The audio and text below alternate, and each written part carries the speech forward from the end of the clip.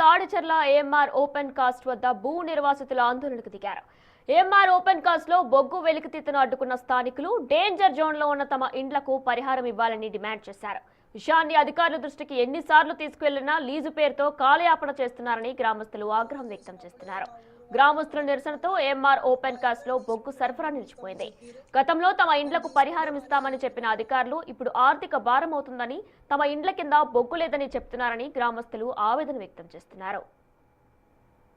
తాడిచెర్ల గ్రామంలో 2008లో భూ సర్వే చేసి 2500 ఎకరాలు జనుకోవాళ్ళు తీసుకోవడం జరిగింది. ఈ భూ సర్వే చేసినప్పుడే మా ఊరు వాళ్ళు పెద్ద మనుషులందరూ మా ఇళ్ళని తీసుకుంటేనే భూములు ఇస్తామని చెప్పారు. మేము తీసుకుంటామని 2012-13 ఆ సంవత్సరంలో ఇళ్ళకు నెంబర్లు వేసారు.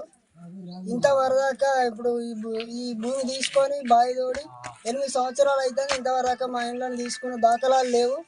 ఎన్నోసార్లు కలెక్టర్ ఆఫీస్ పోండి, ఎంఆర్ఓ ఆఫీస్ పోండి తిరిగినాము.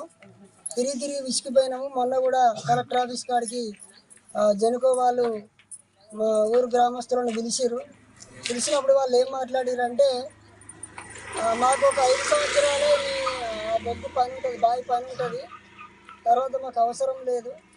మీ ఇల్లు తీసుకోవాలంటే గతంలో 2008లో మీ ఇల్లు తీసుకుంటే మాకు 125 కోట్లతో అయిపోయేది బడ్జెట్.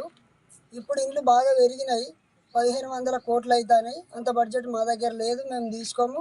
మీ ఇళ్ళ కింద బొగ్గే లేదన్నారు. ఇన్ని రోజులేమో బొగ్గు ఉన్నది తీసుకుంటామన్నారు, మొన్ననేమో మీ ఇళ్ళ కింద బొగ్గే లేదంటారు.